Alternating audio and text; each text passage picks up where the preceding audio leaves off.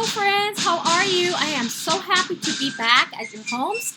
And today we're going to finish reading Ben's Revolution, Benjamin Russell, and the Battle of Bunker Hill. So do you remember where we left? Okay, before we begin, I want you to listen. Listen to the music.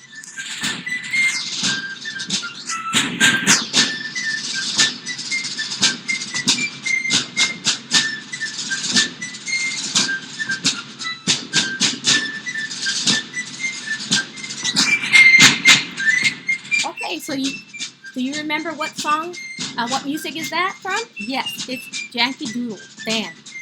So what we hear is the drums and the fifes. And that's what they used to play when they were marching. These are the patriots, the colonists or provincials as they were called. So let's continue with our reading.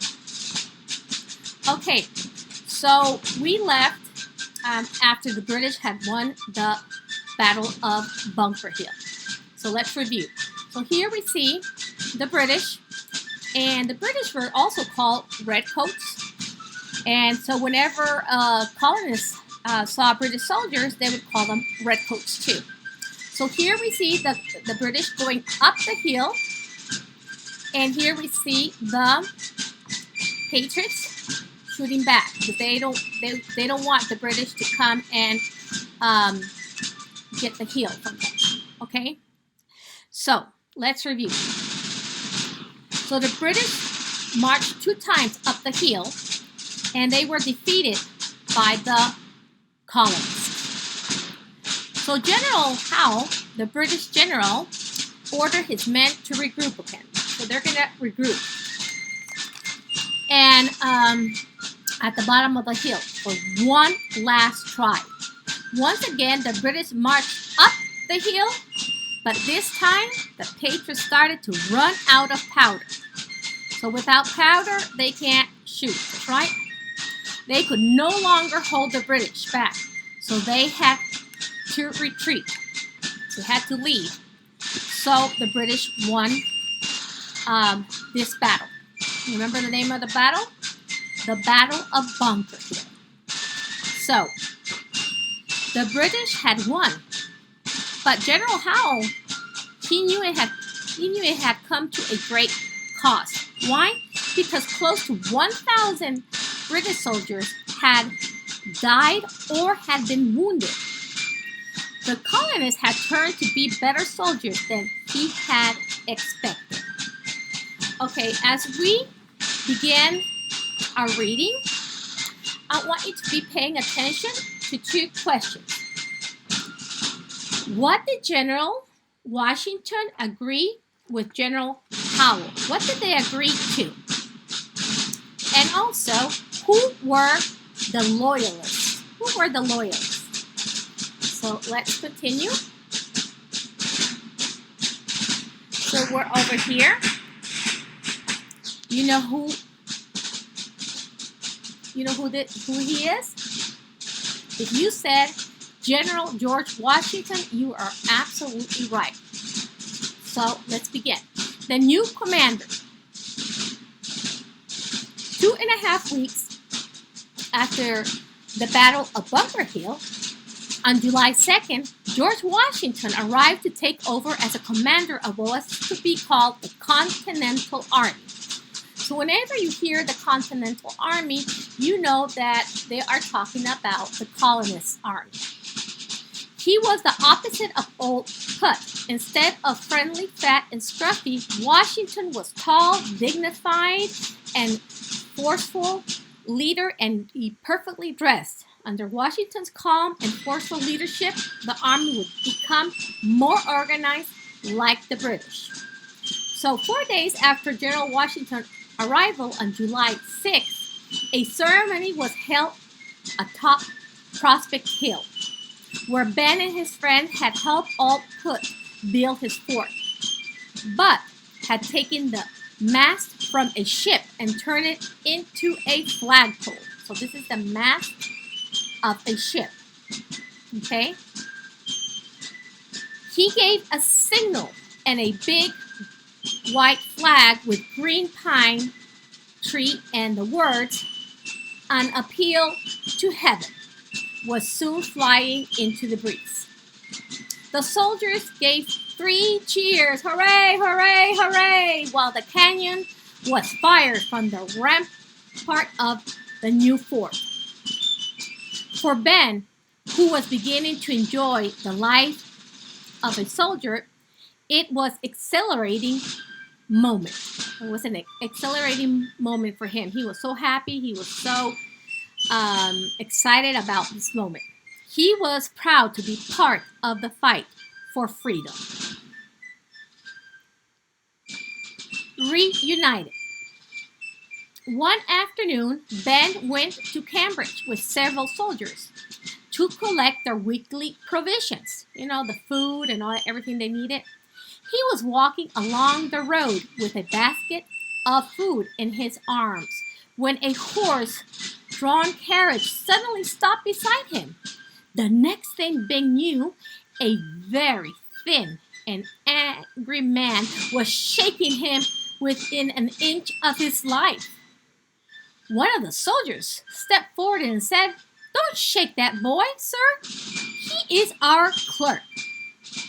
Only then did Ben realize that the thin and angry man was his father. After months in British-occupied Boston with little food, his father had lost so much weight that Ben hadn't recognized him. The thought of his parents suffering in Boston while he had all the food he could eat in Cambridge made him feel sad, almost ashamed. "Benjamin," his father said, "why didn't you put all those years with Master Carter to good use and write your mother a letter? She was worried to death." When Ben had no reply, his father broke into an unexpected smile. "I think you boys were having too much fun to put pen to paper." Soon they were at all Putin's headquarters. The general agreed that Ben, who was only 13 years old, must go with his father, and he granted the boy an honorable discharge. So he's going back home. So let's see what he's doing next. The apprentice. So an apprentice is someone who's learning a trade.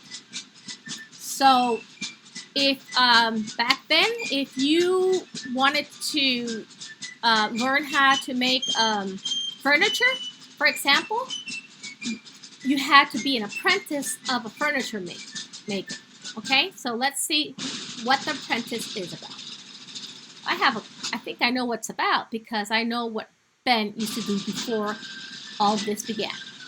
Ben and his father traveled 40 miles to the town of Worcester, where their old neighbor and friend Isaiah Thomas had moved to resume publishing his newspaper, the Massachusetts Spy. Isaiah agreed to take Ben on as an apprentice. Ben had enjoyed his time in Old Put's regiment, but working as a newspaperman would prove to be the love of his life. So he likes to be, he loved to be working in the print. That's right, as a newspaperman. Isaiah's printing office was on the first floor. At night, Ben and another young apprentice slept in a small upstairs room called a garret. Since Isaiah Thomas couldn't afford to buy them a bed, the boys had no choice but to sleep on the rags that Isaiah collected for the newspaper maker.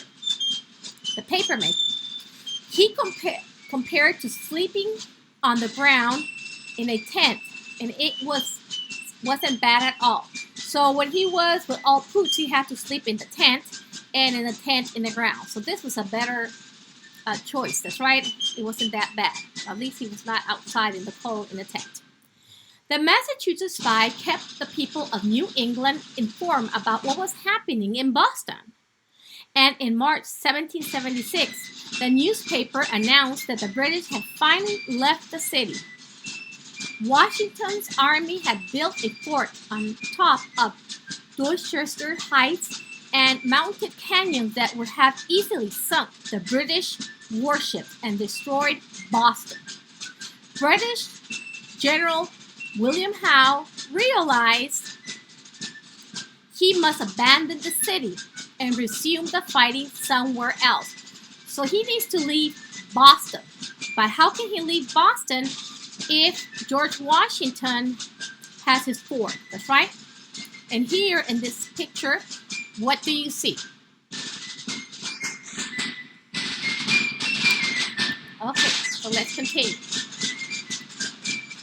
Howe and Washington agreed that if the British left Boston without setting the buildings on fire, they would be allowed to depart in peace. So Washington and General Howe, both generals, talked to each other and they agreed that they can leave in peace, but the British cannot set the buildings on fire, which usually is what the enemies used to do if they got hold of a town. On March 17, General Howe and his army of 9,000 soldiers, along with about 1,000 colonists who called themselves loyalists because they remained loyal to the British king, crowded into more than 150 ships. It was the biggest fleet anyone had ever seen in Boston Harbor. Okay, so 9,000 soldiers and about 1,000 colonists who were named loyalists. And remember, the loyalists were the ones who remained loyal to the British king. Independence. A few months later, in the middle of July 1776, word reached Worcester of the signing of the Declaration of Independence. Up until then, the war had been about preserving what the Patriots called their English liberties. Now, they were fighting to create a new and united American nation. So first they were fighting, the colonists began fighting for their rights, that's right? But now they're fighting because they want to be independent. They don't want to be subject British anymore. That's right, they want to have their own country, their own nation. On July 14, Benjamin Russell went with Isaiah Thomas to the South Church in Worcester. A huge crowd had assembled outside the building. In his hand, Isaiah held a copy of the Declaration of Independence, which had just arrived from the Continental Congress in Philadelphia. Ben watched as Isaiah stood on the porch of the church and began to read.